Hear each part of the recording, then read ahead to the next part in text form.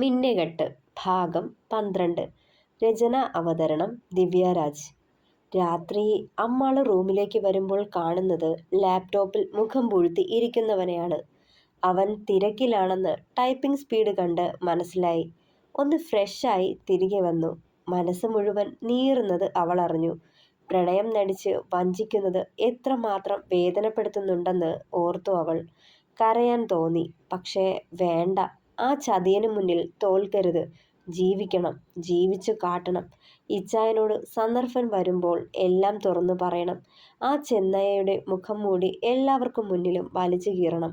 അത് കഴിഞ്ഞ് ഇവിടെ നിന്ന് പടിയിറങ്ങണം എന്നേക്കുമായി ഓർത്തുകൊണ്ട് കിടന്നവൾ. ഇസഹാക്കിന്റെ കൈകൾ അരയിലൂടെ ചുറ്റപ്പെട്ടിട്ടും അകന്നു മാറിയില്ല. അവന്റെ ചിഴുനിശ്വാസം കഴുത്തിൽ പതിച്ചപ്പോഴും അവന്റെ മുഖം തൻ്റെ കഴുത്തിൽ അമർന്നിട്ടും ഭയം തോന്നിയില്ല. പൊന്നെ, ഉറങ്ങിയില്ലേടാ? ഇസഹാക്കിന്റെ നേർത്ത സ്വരം കാതിൽ വന്നടിച്ചതും വല്ലാത്തൊരു മരവിപ്പായിരുന്നു അവൾക്ക്. അവളെ തിരിച്ചു കിടത്തി നിറുകിലും കവിളിലും ചുണ്ടുകൾ ചേർത്തവൻ. വീണ്ടും അവളെ നെഞ്ചിൽ ചേർത്തു പിടിച്ചു കിടന്നു ഇസഹാക്ക്. ഈ സമയം അവന്റെ ഫോൺ റിങ് ചെയ്യാൻ തുടങ്ങി. സ്ക്രീനിൽ തെളിഞ്ഞു കണ്ട അൺനോൺ നമ്പറിലേക്ക് സൂക്ഷിച്ചു നോക്കവേ മാധവനെക്കുറിച്ച് എബി പറഞ്ഞതൊക്കെ ഓർത്തെടുത്തു. പക്ഷേ ഈ നമ്പർ നേരത്തെ വിളിച്ച നമ്പറിൽ നിന്നല്ലെന്ന് ഇസഹാക്ക് ഉറപ്പിച്ചു. അമ്മുവിനെ ഒന്ന് നോക്കി തിരിഞ്ഞു കിടപ്പുണ്ടായിരുന്നു. വേഗം ഫോണുമെടുത്ത് ബാൽക്കണിയിലേക്ക് പോയി ഡോർ പൂട്ടിക്കൊണ്ട് കോൾ അറ്റൻഡ് ചെയ്തു. ഹലോ, ഇസഹാക്ക് ജോൺ കുരിശുമറ്റം. ഉറക്കമായോ? രാവിലെ കേട്ട അതേ സ്വരമാണെന്ന് അവൻ ഓർത്തു. ഹലോ, നീ ആരാണ്? എന്തിനാ ഫോണിൽ വിളിച്ചേ? പറഞ്ഞു പൂർത്തിയാക്കാൻ അനുവദിക്കാതെ. കൂൾ കൂൾ കൂൾ ഇസഹാക്ക്. നിന്റെ ഭാര്യ ഉറക്കമായോ? ഇല്ലെങ്കിൽ സുഖമായി ഉറങ്ങാൻ പറഞ്ഞോ. അവളുടെ നാളുകൾ എണ്ണപ്പെട്ട് കഴിഞ്ഞതാ. ഇനിയുള്ള അവളുടെ ദിവസങ്ങൾ ഏറ്റവും സന്തോഷകരമാക്കണം. നീ വേണ്ടതെല്ലാം വാങ്ങിക്കൊടുത്ത് അവളുടെ ആഗ്രഹങ്ങളെല്ലാം സാധിച്ചു കൊടുത്ത് അവളെ സന്തോഷമായി വെച്ചിരിക്കെ. പിന്നെ അവളെ ഓർത്ത് നീ ദുഃഖിക്കേണ്ടി വരരുത്. ചേറ്റെ, നിർത്തടാ മോനെ. സ്വന്തം ഐഡന്റിറ്റി മറച്ചു വെച്ച് മരിച്ചുപോയ ഒരാളുടെ പേരിൽ ഉമ്മാക്കി കാണിക്കാൻ വന്ന നീ പറയുന്നത് കേട്ട് ഞാൻ പേടിക്കണോ? നീ ആണാണെങ്കിൽ നേരിട്ട് വാടാ. ഇങ്ങനെ മറഞ്ഞിരുന്ന് പേടിപ്പിക്കുന്നത് ഭീരുക്കള, ആണും പെണ്ണും കെട്ടവന്മാർ. നിന്നെയും ഞാൻ ആ ഗണത്തിലാണ് പെടുത്തിയിരിക്കുന്നത്. നീ ഈ ഇസഹാക്കിന്റെ പെണ്ണിനെ എൻ്റെ ചിറകിൻ കീഴിൽ നിന്ന് കൊണ്ടുപോവില്ല, അലറിക്കൊണ്ട് പറഞ്ഞു ഇസഹാക്ക്. ഓ, അപ്പൊ സത്യങ്ങൾ അറിഞ്ഞു. അമ്പാട്ട് മാധവൻ മരണപ്പെട്ടത് നീ അറിഞ്ഞു അല്ലേ? എന്നാ കേട്ടോ, ആ മാധവന് വേണ്ടി പകരം ചോദിക്കാൻ വേണ്ടി ഇറങ്ങി തിരിച്ചവനാ ഞാൻ, ഈ ആദിനാഥ്. അലർച്ചയോടെ പറഞ്ഞു ആദിനാഥ്. ആ പേര് കേട്ട നേരം ആരാണെന്ന് ചികയുകയായിരുന്നു ഇസഹാക്ക്. ഇല്ല, ഇന്നേ വരെ തൻ്റെ കോണ്ടാക്റ്റിൽ അങ്ങനൊരാളില്ല ഓർത്തവൻ. ഞാൻ വരും നിന്റെ മുന്നിലേക്ക് അധികം വൈകാതെ തന്നെ. അന്ന് നീ അറിയും ഈ ആദിനാഥ് ആരാന്ന്. അമ്മാളുവിൻ്റെ പിന്നാലെയുണ്ട് എൻ്റെ കണ്ണുകൾ, അവൾ പഠിക്കുന്ന കോളേജിൽ പോലും. പിന്നെ ഒരു അട്ടഹാസം മുഴങ്ങിക്കേട്ടു അവിടെ. അവൻ്റെ വാക്കുകൾ ഇസഹാക്കിൻ്റെ കാതിൽ മുഴങ്ങിക്കൊണ്ടിരുന്നപ്പോൾ. ഞാൻ അവളുടെ നിഴലായി അവളുടെ പിന്നാലെ തന്നെയുണ്ട്. വിടില്ല ഞാനവളെ. മരിക്കുന്നതിന് മുൻപ് അമ്പാട്ട് മാധവന് ഞാൻ കൊടുത്ത വാക്ക നിന്റെ ഭാര്യയെ തീർക്കുമെന്ന്, മഠത്തിൽ രാഘവന്റെ വംശം ഇല്ലായ്മ ചെയ്യുമെന്ന്.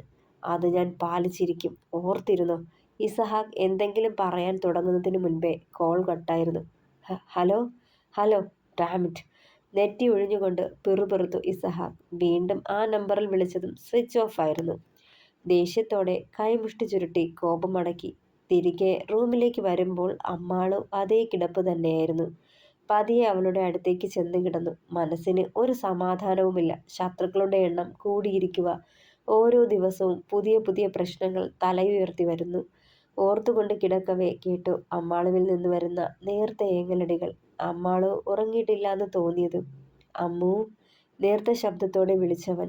തിരിഞ്ഞു നോക്കിയില്ലവൾ. പില്ലോയിൽ കൈ മുറുക്കി പിടിച്ചിട്ടുണ്ട്. അവളുടെ കഴുത്തിൽ മുഖം പൂഴ്ത്തി കിടന്നവൻ. ഏറെ നേരം കഴിഞ്ഞു അവൾ ഉറങ്ങിയിട്ടില്ലാന്ന് തോന്നിയതും പതിയെ അവളെ നെഞ്ചിലേക്ക് പിടിച്ചു കിടത്തി. പിടപ്പോടെ അവനെ ഒന്ന് മുഖമുയർത്തി നോക്കി. നറുചിരിയോടെ അവളുടെ നെറുകിൽ ചുണ്ടുകൾ ചേർത്തു ഇസഹാക്ക്. അവന്റെ ഇടനെഞ്ചിൻ ചൂടേറ്റ് എപ്പോഴോ മയങ്ങി അമ്മാളു. പിറ്റേന്ന് വൈകുന്നേരം കടൽ തീരത്ത് എബിയും ഇസഹാക്കും ആരെയോ പ്രതീക്ഷിച്ചെന്ന വണ്ണം ഇരിപ്പുണ്ടായിരുന്നു. അവരുടെ കാത്തിരിപ്പിന് വിരാമമിട്ടുകൊണ്ട് ചന്തു അവിടേക്ക് നടന്നെടുത്തു. ചന്തുവിനെ കണ്ടതും ഇസഹാക്ക് എഴുന്നേറ്റ് നിന്നു. എന്താ ജോൺ, എന്തിനാ വിളിച്ചത്? നറുപുഞ്ചിരിയോടെ അയാൾ തിരക്കി. ചന്തുമാമ, ഒരു ഇമ്പോർട്ടൻ്റ് കാര്യം പറയാനുണ്ട്, അതാ ഞാൻ കാണണമെന്ന് പറഞ്ഞത്. ചന്തുമാമ ഇരിക്കി.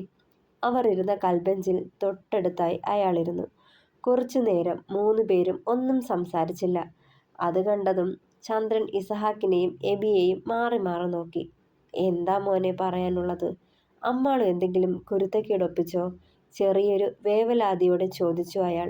ഏയ്, അതൊന്നുമല്ല ചന്ദമാമ, ഇത് മറ്റൊന്നാ. ചന്തുമാമയ്ക്ക് വന്ന പോലെ അമ്പാട്ട് മാധവന്റെ ഒരു കോൾ എനിക്കും വന്നിരുന്നു. അമ്മുവിനെ കൊല്ലുമെന്ന് ഭീഷണിപ്പെടുത്തിക്കൊണ്ട്. അലയിളകുന്ന കടലിലേക്ക് നോട്ടം പായിച്ചുകൊണ്ട് പറഞ്ഞു ഇസഹാക്ക്.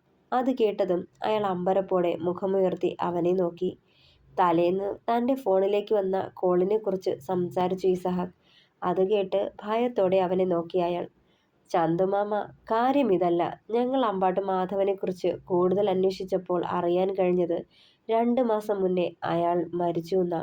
ഇടർച്ചയോടെ പറഞ്ഞു നിർത്തി ഇസഹാക്ക്. ഞെട്ടലോടെ അവനെ തന്നെ ഉറ്റുനോക്കി അയാൾ. മോനെ, നീ പറയുന്നത് സത്യവാ? അമ്പാട്ട് മാധവൻ ജീവിച്ചിരിപ്പില്ല. എബി അന്വേഷിച്ചറിഞ്ഞ കാര്യങ്ങൾ അയാളോട് പറഞ്ഞു. ശ്വാസം എടുക്കാൻ കൂടി മറന്ന് അയാൾ എല്ലാം കേട്ടിരുന്നു. മോനെ, മാധവൻ മരിച്ചെന്ന് ഞാൻ അറിഞ്ഞിട്ടില്ല. മാധവൻ മരിച്ചെന്ന് വിശ്വസിക്കാൻ കഴിയണില്ല. പകപ്പോടെ അവനെ നോക്കി അയാൾ. മാധമാമ മരിച്ചു ചന്തുമാമേ, അതാണ് സത്യം. മരിച്ചു കഴിഞ്ഞ് ആരോ ചന്തുമാമയെ തെറ്റിദ്ധരിപ്പിച്ചതാ. അയാൾ ജയിലിൽ നിന്നും റിലീസായെന്ന്. അയാളുടെ പേര് പറഞ്ഞു നമുക്ക് കോൾ ചെയ്തത് ആദിനാഥാണ്. ഇസഹാക്ക് ആ പേര് പറഞ്ഞതും ഞെട്ടലോടെ മുഖമുയർത്തി നോക്കിയയാൾ. ആദിയോ? അലർച്ചയോട് ചോദിച്ചു. അത് കേട്ടതും എബിയുടെയും ഇസഹാക്കിൻ്റെയും മുഖത്ത് അമ്പരപ്പ് നിറഞ്ഞു. ചന്തുമാമയ്ക്ക് അറിയോ ആദിനാഥിനെ? അമ്പരപ്പോടെ ചോദിച്ചവൻ. അറിയാം, 10-22 വർഷങ്ങൾക്ക് മുന്നേ കണ്ടിട്ടുള്ളതാ. അവൻ അമ്മുവിൻ്റെ ഏട്ടനാ മോനെ. പക്ഷേ അന്നത്തെ ആ കുത്തുകേസിൽ മാധവൻ അറസ്റ്റിലായപ്പോൾ പിന്നെ അവനെ ആരും കണ്ടിട്ടില്ലായിരുന്നു. ഞാനും ജാനകിയും ഒരുപാട് അന്വേഷിച്ചിരുന്നു, കണ്ടെത്തിയില്ല. പക്ഷേ അവൻ ഇപ്പോൾ പറഞ്ഞു നിർത്തിക്കൊണ്ട് ഇസഹാക്കിനെ നോക്കി അതിശയത്തോടെ. ചന്തുമാമ, ഒന്ന് തെളിച്ചു പറയോ? ഇത്രയും നാൾ ഇങ്ങനെ ഒരു ഏട്ടൻ അവൾക്കുണ്ടെന്ന് ചന്തുമാമ പറഞ്ഞില്ലല്ലോ. പെട്ടെന്നെങ്ങനെ? അതുമല്ല, ജാനകി അമ്മയ്ക്ക് ഒരു കുഞ്ഞല്ലേയുള്ളൂ, അത് അമ്മുവല്ലേ, പിന്നെങ്ങനെ? സംശയത്തോടെ അവൻ അയാളെ നോക്കി. പറയാം, എല്ലാം പറയാം. മഠത്തിൽ രാഘവൻ എന്ന എൻ്റെ അച്ഛന് 2 മക്കൾ, ഞാനും ജാനകിയും. അമ്പാട്ട് മാധവൻ അച്ഛൻ്റെ സഹോദരിയുടെ മകൻ. അതിലുപരി അവനെൻ്റെ കളിക്കൂട്ടുകാരനും കൂടിയായിരുന്നു. ഞങ്ങൾ 3 പേർ, ഞാനും മാധവനും പിന്നെ സൈമണും. ഒരു പാത്രത്തിലുണ്ട് ഒരു പായയിൽ ഉറങ്ങുന്നവർ എന്ന് പറയുന്നത് പോലെ ഉറ്റ സുഹൃത്തുക്കൾ. മാധവന് 25 വയസ്സുണ്ടായിരുന്നപ്പോൾ തന്നെ അവൻ്റെ വീട്ടുകാർ വിവാഹം മനക്കിലെ ലക്ഷ്മിയുമായി തീരുമാനിച്ചു. പക്ഷേ 2 പേർക്കും ഈ വിവാഹത്തിന് താല്പര്യമില്ലായിരുന്നു. പതിയെ പതിയെ അവർ സാഹചര്യങ്ങളുമായി പൊരുത്തപ്പെട്ടു. 2 പേരും പരസ്പരം പ്രാണനെ പോലെ സ്നേഹിച്ചു. അവരുടെ സ്നേഹത്തിൻ്റെ അടയാളമായി ലക്ഷ്മിയുടെ ഉള്ളിൽ ആദി പിറവിയെടുത്തു. അതറിഞ്ഞ ദിവസം അമ്പാട്ട് തറവാടിൽ ആഘോഷം തന്നെയായിരുന്നു. പക്ഷേ അവരുടെ സന്തോഷം അധികം നാൾ നീണ്ടു നിന്നില്ല. പ്രസവത്തോടെ ലക്ഷ്മി മരണപ്പെട്ടു. മാധവൻ ആകെ തളർന്നു. ലക്ഷ്മിയുടെ മരണം അവനെ ഭ്രാന്തനാക്കി. അവരുടെ റൂമിൽ നിന്ന് പുറത്തുപോലും ഇറങ്ങാതെ കഴിഞ്ഞുകൂടിയ അവളുടെ ഓർമ്മകളുമായി. പക്ഷേ ഈ സമയം കുഞ്ഞിൻ്റെ കാര്യമാ കഷ്ടത്തിലായത്.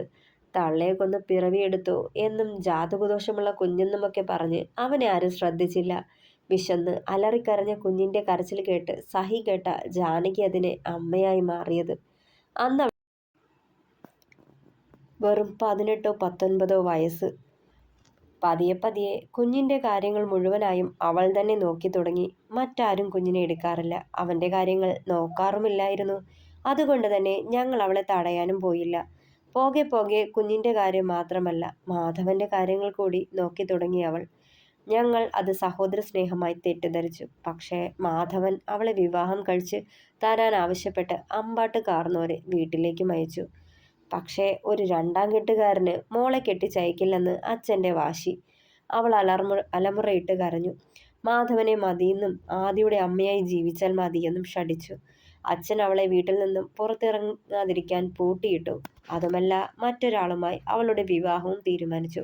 അവളുടെ സമ്മതം പോലും ചോദിക്കാതെ. ഒരുപാട് കെഞ്ചി. മാധവനൊപ്പം അവൾക്ക് ജീവിക്കണമെന്ന് അപേക്ഷിച്ചു. പക്ഷേ അച്ഛൻ കടും വാശിയിലായിരുന്നു. അവളുടെ വിവാഹ ദിവസം രാവിലെ എല്ലാവരുടെയും കണ്ണു വെട്ടിച്ച് അവൾ മാധവനൊപ്പം നാടുവിട്ടു. മുഹൂർത്ത സമയമായപ്പോഴാ ഞങ്ങളെല്ലാ സത്യങ്ങളും അറിഞ്ഞത്. അപ്പോഴേക്കും അവർ നാടുവിട്ടിരുന്നു. ഒരുപാട് അന്വേഷിച്ചു, കണ്ടെത്തിയില്ല. അച്ഛൻ വലിയ വാശിയിലായിരുന്നു. അച്ഛൻ്റെ മുഖത്ത് കരിവാരി തേച്ചു കടന്നു കളഞ്ഞ മകളെ കയ്യിൽ കിട്ടിയാൽ തള്ളുമെന്ന് പരക്കം പാഞ്ഞു. പക്ഷേ കണ്ടെത്താനായില്ല. 2-3 വർഷങ്ങൾ അവരെക്കുറിച്ച് ഒരു വിവരവുമില്ലായിരുന്നു. 3 വർഷങ്ങൾ കഴിഞ്ഞ് അവർ നാട്ടിൽ തിരിച്ചെത്തി. അന്നും അച്ഛൻ്റെ കോപം മാറിയിട്ടില്ല. അവളെയും മാധവനെയും തള്ളും എന്ന് പറഞ്ഞ് ആളെ കൂട്ടി അന്ന് രാത്രി തന്നെ മാധവനെ തിരക്കി അമ്പാട്ട് ചെന്നു. വാക്കേറ്റം കയ്യാങ്കളിയിലേക്ക് മാറിയ നേരം മാധവന്റെ കൈയബദ്ധത്തിൽ അച്ഛനൊപ്പം പോയ സേതുമാധവൻ കൊല്ലപ്പെട്ടു. ശരിക്കും പറഞ്ഞാൽ അബദ്ധം പറ്റിയതായിരുന്നു. പക്ഷേ അവന് വേണ്ടി കേസ് വാദിക്കാൻ നല്ലൊരു വക്കീല് പോലും ഇല്ലാതെ അവന് ജീവപര്യന്തം തടവിന് വിധിച്ചു. ആ സംഭവം നടന്ന ദിവസം തന്നെ ജാനകിയെ പിടിച്ചു വലിച്ച് അച്ഛൻ വീട്ടിലേക്ക് കൊണ്ടുപോന്നു. അന്നവൾ 8 മാസം ഗർഭിണിയായിരുന്നു. കൊല്ലുമെന്ന് പറഞ്ഞു നടന്ന അച്ഛൻ അവളെ വീട്ടിലേക്ക് കൂട്ടിക്കൊണ്ടുവന്ന് പൊന്നുപോലെ നോക്കി. ഇതിനിടയിൽ അവൾ അന്വേഷിച്ചത് ആദിയെയായിരുന്നു. അന്ന് നാട്ടിലേക്ക് പോരുമ്പോൾ അവന് വെറും 6 വയസ്സ്. അവനെ ലക്ഷ്മിയുടെ ബന്ധുവിനെ ഏൽപ്പിച്ച് മടങ്ങിയതായിരുന്നവർ. ഞാനന്ന് അവനെ വീട്ടിലേക്ക് കൂട്ടാൻ അവിടേക്ക് പോയി. പക്ഷേ അന്നവർ കുഞ്ഞിനെയും കൊണ്ട് എവിടേക്കും മാറിയെന്ന് അറിയാൻ കഴിഞ്ഞത്. ഒരുപാട് അന്വേഷിച്ചു, കണ്ടെത്താൻ കഴിഞ്ഞില്ല. അമ്മ പ്രസവിച്ച് 10-ാം ദിവസം പനി വന്ന് ജാനകി ഞങ്ങളെ വിട്ടുപോയി. അന്നേരം ദേവിയും എൻ്റെ ഗീതുമോളെ പ്രസവിച്ചിരുന്നു. പക്ഷേ ദേവിക്ക് അമ്മുവിനെ ഉൾക്കൊള്ളാൻ കഴിഞ്ഞില്ല. അവൾ ഞങ്ങൾക്കിടയിൽ വഴക്കിടാനുള്ള കാരണമാവാൻ തുടങ്ങി ഓരോ ദിവസവും. അങ്ങനെ ഞാൻ മോളെയും കൊണ്ട് എലിസബത്തിൻ്റെ തറവാട്ടിലേക്ക് കൊണ്ടുപോയി. അവിടെ ഇസഹാക്കിൻ്റെ വല്യപ്പച്ചൻ കുര്യച്ചനും വല്യമ്മച്ചി സാറാമ്മയും പിന്നെ അമ്മുവിന് അപ്പനും അമ്മയുമായി. ഞാൻ ദിവസവും വന്ന് അമ്മുവിനെ കണ്ടു മടങ്ങുമായിരുന്നു. ആ സമയത്ത് എഡ്ഡി ജോണിനെ വലിയ ഉപദ്രവമാണെന്ന് പറഞ്ഞ് സാറാമ്മയും കുര്യച്ചനും തറവാട്ടിലേക്ക് കൂട്ടിക്കൊണ്ടുവന്നു. അന്നൊക്കെ അമ്മുവിനെ കൊണ്ട് നടന്നു കൂട്ടുന്നതും ഉറക്കുന്നതുമെല്ലാം ഇവനായിരുന്നു. അമ്മു ജോണിനാണുള്ളതെന്ന് അന്നേ ഈശ്വരൻ ഉറപ്പിച്ചിരുന്നതാവും. പുഞ്ചിരിയോടെ അയാളത് പറയുമ്പോൾ ഇസഹാക്കിൻ്റെ ചുണ്ടുകളിലും ചെറുചിരി വിടർന്നു.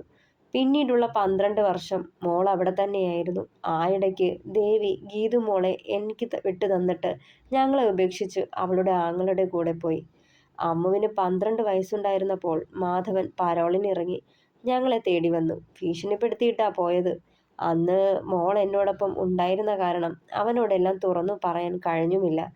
ജയിലിൽ ചെന്ന് സത്യാവസ്ഥ അവനെ അറിയിക്കാൻ പലതവണ ശ്രമിച്ചതാ. പക്ഷേ അവൻ എന്നെ ഒന്ന് കാണാൻ കൂടി കൂട്ടാക്കിയില്ല. അവൻ്റെ കണ്ണുകളിൽ അച്ഛനൊപ്പം ഞാനും ശത്രുവായി മാറി. അവൻ്റെ ജാനകിയെ കൊന്ന ശത്രു, ചിറികോട്ടിക്കൊണ്ട് പറഞ്ഞു അയാൾ. അപ്പോൾ ആദിയുടെ മനസ്സിലും അമ്മു ശത്രുവാണ്. പക്ഷേ എങ്ങനെ അവരോട് പറഞ്ഞു മനസ്സിലാക്കും അമ്മു അവൻ്റെ പെങ്ങളുട്ടിയാണെന്ന്? എത്രയും വേഗം സത്യങ്ങൾ അവനെ അറിയിക്കണം ജോൺ, അല്ലെങ്കിൽ അവളുടെ ജീവന ആപത്ത്. ദീർഘമായി നിശ്വസിച്ചുകൊണ്ട് എബി അത് പറയുമ്പോൾ അതേ എന്ന അർത്ഥത്തിൽ തലയാട്ടി ചന്ദ്രനും. പക്ഷേ അതത്ര ചെറിയ കാര്യമല്ല. എന്ത് പറഞ്ഞാലാ അമ്മു അവൻ്റെ പെങ്ങളെന്ന് അവൻ വിശ്വസിക്കാം? അതിനുള്ള എന്ത് തെളിവാ നമ്മുടെ കയ്യിലുള്ളത്? നെറ്റി ഒഴിഞ്ഞുകൊണ്ട് ഇസഹാക്ക് അത് പറയുമ്പോൾ മറ്റു 2 പേരും അവനെ തന്നെ ഉറ്റുനോക്കി. അത് നേരാ, അമ്മാളു ആദിനാഥിൻ്റെ പെങ്ങളാണെന്നതിന് എന്ത് തെളിവ് കൊടുക്കും? എബി ചന്തുവിനെ നോക്കി. അവളുടെ ബർത്ത് സർട്ടിഫിക്കറ്റും ജാനകിയുടെ ഡെത്ത് സർട്ടിഫിക്കറ്റും മാത്രമേ തെളിവായി എൻ്റെ കൈവശമുള്ളൂ. പക്ഷേ അവനത് വിശ്വസിക്കുമെന്ന് തോന്നുന്നില്ല. ഇസഹാക്കിനെ നോക്കി ചന്തു. എന്തായാലും വരുന്നിടത്ത് വെച്ച് കാണാം. എന്തൊക്കെയാണെങ്കിലും അമ്മുവിനെ നോവിക്കാൻ ഞാൻ ഒരുത്തനെയും അനുവദിക്കില്ല. ദീർഘമായി നിശ്വസിച്ചുകൊണ്ട് പറഞ്ഞു നിർത്തി ഇസഹാക്ക്.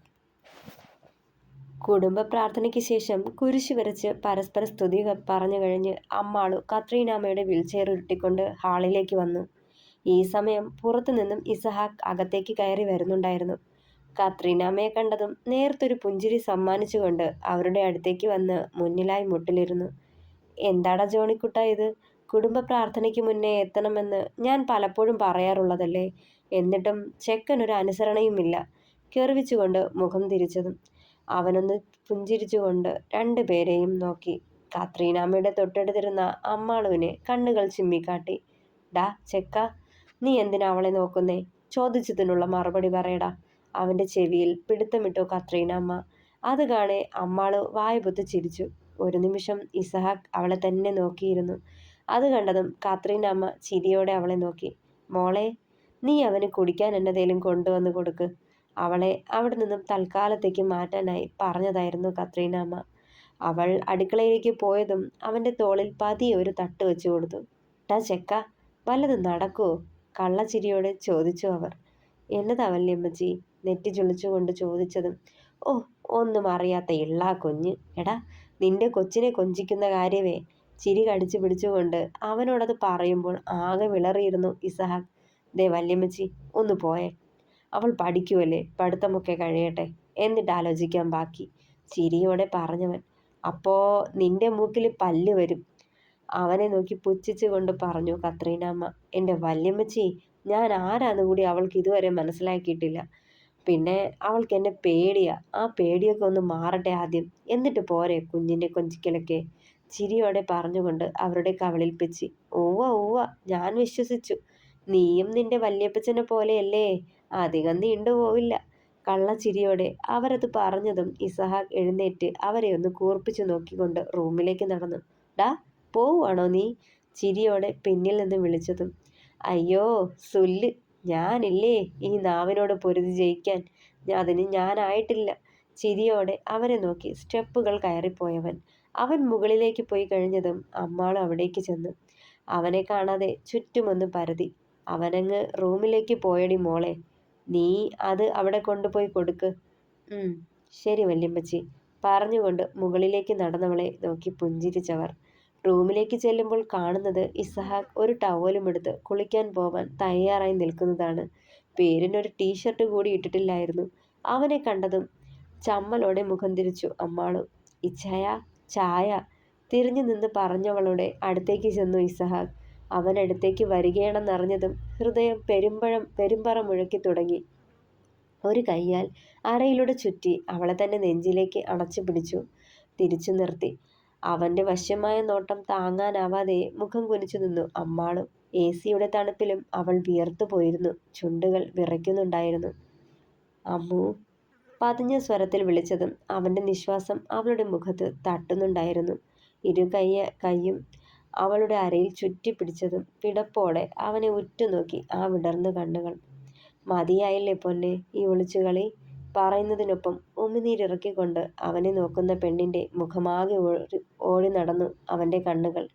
പരവേശത്തോടെ അവനിലെ നോട്ടം മാറ്റി മിഴികൾ താഴ്ത്തി നിന്നവൾ വീണ്ടും അവളുടെ മുഖം പിടിച്ചുയർത്തി. ഈ സമയം അവന്റെ നെഞ്ചിന്റെ ഇടതുഭാഗത്തായി പച്ച കുത്തിയിരുന്ന മയിൽപീലിയിലും അതിനുള്ളിലെ പേരിലും അവളുടെ കണ്ണുകളുടക്കി. അമ്പരപ്പ് പടർന്നു അവളുടെ മിഴികളിൽ. അമ്മാളു. അറിയാതെ ഒരു നിമിഷം അതിലേക്ക് നോക്കി നിന്നവൾ അവളുടെ കൈവിരലുകൾ അതിലൂടെ ചലിച്ചു. ഇച്ചായ, ഇത് എപ്പോഴാ? ചോദിച്ചുകൊണ്ട് അവനെ നോക്കുമ്പോൾ നറുചിരിയോടെ അവളെ പുണർന്നു. ഇത് നീയാ പെണ്ണെ എന്നെക്കൊണ്ട് ചെയ്യിച്ചേ? ഓർമ്മയുണ്ടേ നിനക്ക് അന്ന് മുത്തപ്പൻകാവിലെ കൊടിയേറ്റിന് എന്നെ കൊണ്ടുപോയി ഒരു പച്ചകുത്തുകാരന് മുന്നേ പിടിച്ചിരുത്തിയത്? ഇസഹാക്ക് ഓർത്തു. ഇച്ചായ, അവനെ തട്ടി വിളിച്ചതും ഞെട്ടിക്കൊണ്ട് അവളെ നോക്കി. ഇതോ? ഇത് കുറെ നാൾ മുന്നേ. അവനത് പറയവേ കണ്ണുകൾ നിറഞ്ഞു അവളുടെ. അതു കണ്ടതും നെറ്റി ചുളിച്ചു ഇസഹാക്ക്. ഏയ് അമ്മു, എന്തിനാ ഇങ്ങനെ എപ്പോഴും കരയുന്നേ? ദേ മതിയാക്ക്. ചിരിയോടെ പറഞ്ഞുകൊണ്ട് അവളുടെ കണ്ണുകൾ തുടച്ചുകൊണ്ട് അവളെ നെഞ്ചിലേക്ക് ചേർത്ത് പിടിച്ചു. വീണ്ടും തുടരും. കഥ ഇഷ്ടമായാൽ അഭിപ്രായങ്ങൾ പറയണേ. ഞാൻ പറഞ്ഞിട്ടില്ലേ, ഇതൊരു പഴയ സ്റ്റോറിയാണ്, എഴുതിയിട്ട് കുറേ കാലമായി. അപ്പം അതിൻ്റേതായിട്ടുള്ള മിസ്റ്റേക്കുകളും ഒരു ഇതൊക്കെ ഉണ്ടാവും. അപ്പം അതൊക്കെ ക്ഷമിച്ചേക്കണം കേട്ടോ. സോ സപ്പോർട്ട് ചെയ്യുക. Thank you.